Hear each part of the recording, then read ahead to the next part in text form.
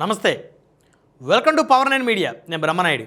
ముందుగా మన power nine media ప్రేక్షకులకు, వీక్షకులకు నా హృదయపూర్వకమైన ధన్యవాదాలు. ఇంకా ఎవరైనా మన ఛానల్ను సబ్స్క్రైబ్ చేసుకోకుండా ఉంటే వెంటనే మన పవర్ నైన్ మీడియాని సబ్స్క్రైబ్ చేసుకోండి. ఇక టాపిక్లోకి వెళ్తే, ప్రశ్నిస్తే కోవట్టులా. ఇప్పుడు ఇది ఆంధ్రప్రదేశ్లో జరుగుతున్నటువంటి అతిపెద్ద చర్చల్లో ఒకటి. ఎందుకంటే ప్రశ్నించే ఎవరినైనా వారిని కోవట్టులుగా క్రియేట్ చేయటం కొంతమందికి పరిపాటిగా మారిపోయింది. పెద్ద ఎత్తున ఇది కూటమి పార్టీల్లో ఈ ఎపిసోడ్ నడుస్తుంది. టీడీపీ, జనసేన, బీజేపీ 3 పార్టీలు కలిసి ప్రభుత్వాన్ని ఏర్పాటు చేశాయి 164 స్థానాలతోటి. ఈ 3 పార్టీలు కలిసి ఎలక్షన్కి వెళ్ళటం వల్లనే ప్రజలు 164 అసెంబ్లీ స్థానాలు కట్టబెట్టారు. ఇందులో ప్రధానంగా త్యాగం చేసిన పార్టీ జనసేన కేవలం 21 అసెంబ్లీ స్థానాలకి పరిమితమైంది. 21 తీసుకున్నారు. 21కి 21 కొట్టి 100% స్ట్రైక్ రేట్ కొట్టారు. ఇక బీజేపీ 10 అసెంబ్లీ స్థానాలు, మిగతా మొత్తం కూడా తెలుగుదేశం పార్టీ తీసుకున్న పరిస్థితి. అయితే ఇక్కడ ప్రధానంగా చూస్తే తెలుగుదేశం పార్టీకి పెద్ద ఎత్తున నామినేటెడ్ పదవులు వచ్చిన పరిస్థితి. ఎన్నికలకు ముందు ఈ పార్టీల అధినేతలు ఏం చెప్పారు? 1/3 నామినేటెడ్ పదవులు తీసుకుంటామన్నారు జనసేన అధినేత. ఉప ముఖ్యమంత్రి హోదాలో పవన్ కళ్యాణ్ గారు ఏం చెప్పారు? 20% నామినేటెడ్ పదవులను తాము తీసుకుంటామని చెప్పారు. ఒక 10% బీజేపీకి అని అనుకున్నారు. మిగతా 70% తెలుగుదేశం పార్టీ పెద్ద పార్టీ కాబట్టి వాస్తవంగా ఎక్కువ పర్సెంట్ ఓట్ బ్యాంక్ ఉంది, సంస్థాగతంగా నిర్మాణం ఉన్న పార్టీ, మరి 1983 నుంచి తన సత్తా చాటుతున్న పార్టీ కాబట్టి ఆ పార్టీకి 70% నామినేటెడ్ పదవులు ఇవ్వటం అనేది ఖచ్చితంగా అదొక గౌరవం. ఎందుకంటే అసెంబ్లీ స్థానాలు వారికే ఎక్కువ, పార్లమెంట్ స్థానాలు వారికే ఎక్కువ ఇచ్చారు, అన్నీ వారికే ఇచ్చారు, నామినేటెడ్ పదవులు కూడా 70% వారికే ఇస్తారని అనుకున్నారు. సరే, ఒక 30%లో పాపం వీరికి ఒక 10% ఇవ్వాలని అనుకున్నారు. ఇక్కడ ఏం జరిగింది? పట్టుమని 10% రాలా జనసేనకి నామినేటెడ్ పదవులు. అందులో కూడా 5% దేనికి పనికిరాని డైరెక్టర్లు, ఆ రిమైనింగ్ ఒక 4-5% కార్పొరేషన్ చైర్మన్లు లేదా అందులోనే చైర్మన్ హోదా, ఇప్పుడు మార్కెట్ యార్డ్ చైర్మన్లు, కార్పొరేషన్ చైర్మన్లు, ఇలా ఊడా చైర్మన్లు, ఇలా కొంతమందికి ఇచ్చారు. అందులో కూడా కొన్ని నియోజకవర్గాల్లో తెలుగుదేశం వాళ్ళు వాళ్ళని అసలు ప్రమాణ స్వీకారం చేయకుండా అడ్డుకున్నారు. మనం నిన్న చెప్పాం ఓ ప్రోగ్రాంలో. ఆళ్ళగడ్డలో స్థానిక ఇన్ఛార్జి గారికి, వారి భార్య గారికి మరి ఏఎంసీ చైర్మన్ ఇస్తే మైలేరు మల్లయ్య గారి భార్య గారికి మరి ఆ చైర్మన్ పదవికి 8 నెలలు దాటినా కూడా భూమా అఖిలప్రియ గారు, తెలుగుదేశం పార్టీ ఆళ్ళగడ్డ ఎమ్మెల్యే, ప్రమాణ స్వీకారానికి అడ్డుపడ్డారు వారు. అలాంటి పరిస్థితులు చాలా ఉన్నాయి. అయితే ఇక బీజేపీ పరిస్థితి అంటే వారికి పెద్దగా ఓటు బ్యాంకు లేదు ఆంధ్రప్రదేశ్లో. సో బీజేపీలు ఎవరుంటారు, ఏ పార్టీ నుంచి ఏ పార్టీ బీజేపీకి వస్తారో అందరికీ తెలిసినటువంటి అంశమే. అంతా లాబింగ్, లైజనింగ్ ఎక్కువ జరుగుతుంది. నిజంగా కష్టపడ్డ వాళ్ళకి బీజేపీలో పదవులు లేవు, నిజంగా కష్టపడ్డ వాళ్ళకి, అది వాస్తవం.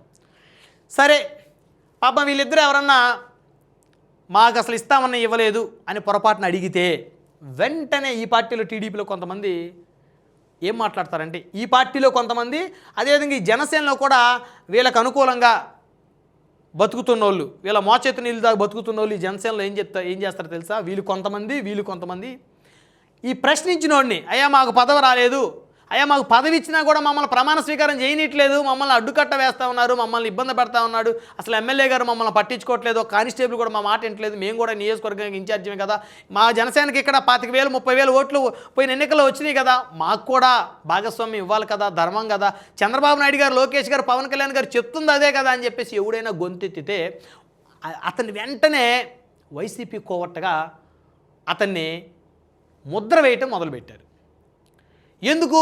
నువ్వు ఎలా గొంతెత్తుతావు, నీకు పదవి వచ్చినా రాకపోయినా గమ్మున ఉండాలి, రాష్ట్ర ప్రయోజనాల కోసం, రాష్ట్రం కోసం అనేటువంటి ఈ పదాలు వాడతారు.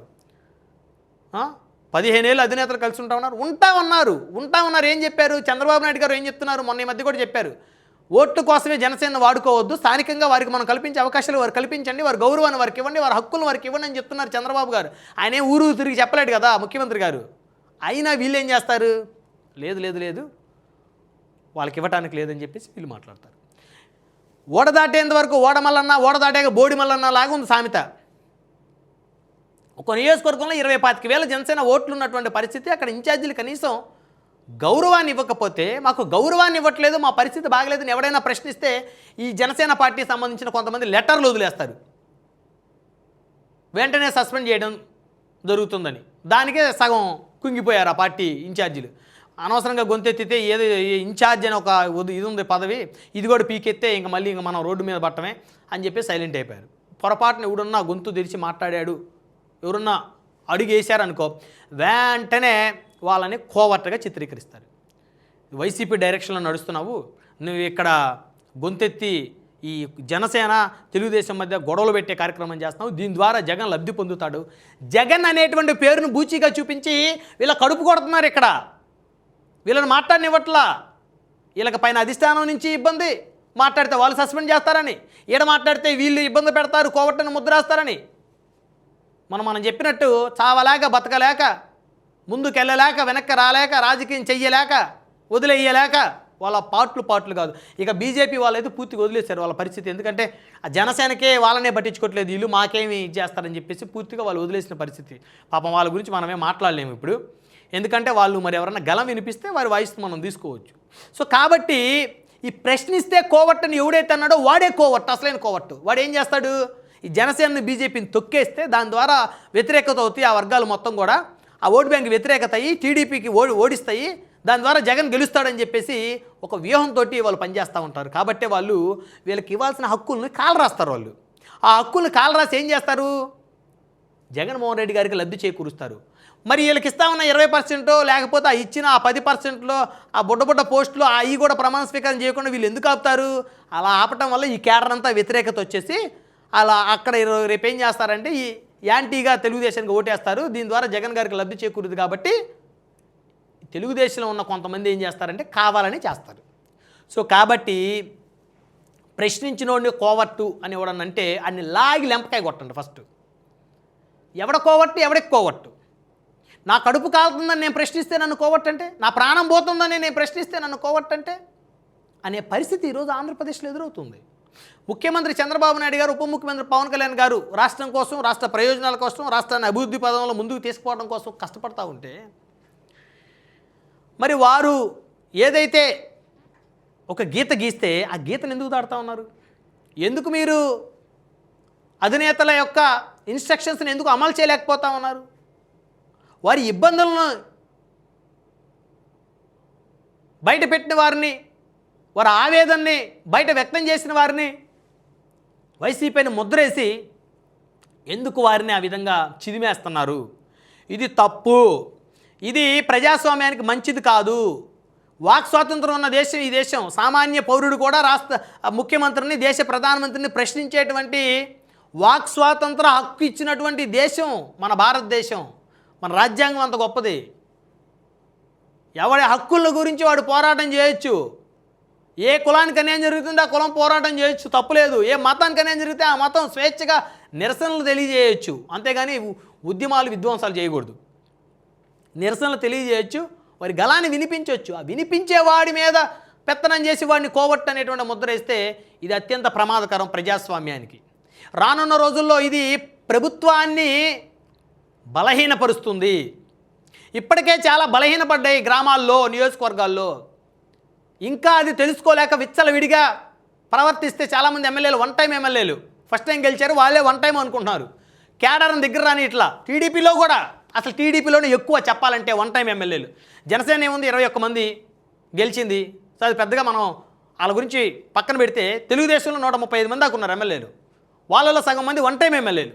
కాబట్టి ప్రశ్నిస్తే కోవట్టులు అని చెప్పేసి ఎవరైతే ముద్ర వేస్తారో వారి వల్ల కూటమి పార్టీలకి తీవ్రమైనటువంటి నష్టం వాటిల్లేటువంటి ప్రమాదం ఉంది. పార్టీల అధిష్టానాలు కూడా గ్రౌండ్లో ఏం జరుగుతుందో తెలుసుకోవాలి.